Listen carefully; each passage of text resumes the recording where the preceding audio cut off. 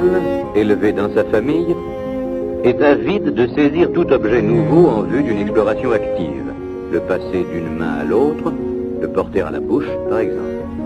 Totalement absorbé par ces manipulations, l'enfant prête peu d'attention à son entourage.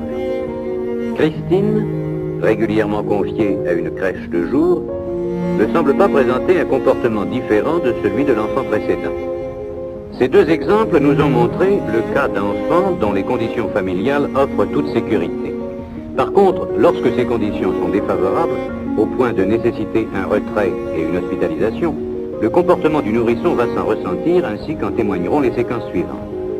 Caroline, dont la mère s'est médiocrement souciée, est anorexique. Cet enfant porte bien la main à un cube, mais en fait elle s'y intéresse faiblement. Très souvent, elle jette un regard interrogateur autour d'elle.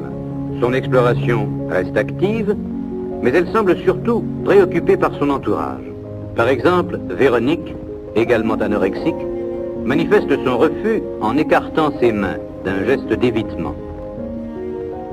Jean, retiré très tôt à sa famille et hospitalisé après plusieurs placements, épie attentivement les gestes du psychologue. La carence affective dont cet enfant a souffert semble faire primer chez lui le besoin de contact social qu'on pourrait motiver par le désir intense de l'enfant de trouver un substitut maternel. L'intérêt porté aux objets nouveaux est nul. Il acceptera sans résistance, mais sans intérêt véritable, le cube que l'on place dans sa main. René, dont le cas est similaire, se tient immobile devant les cubes. Au bout d'un moment, il fait mine d'en saisir un, mais il est en proie à une angoisse telle que peu à peu, il se désintéressera totalement et du jeu et de son entourage. Épuisé, il s'absorbe en lui-même et se réfugie dans une satisfaction haute. Tu sais son pouce. Annette, qui est aussi anorexique, a l'attitude figée. Son désintéressement est presque total.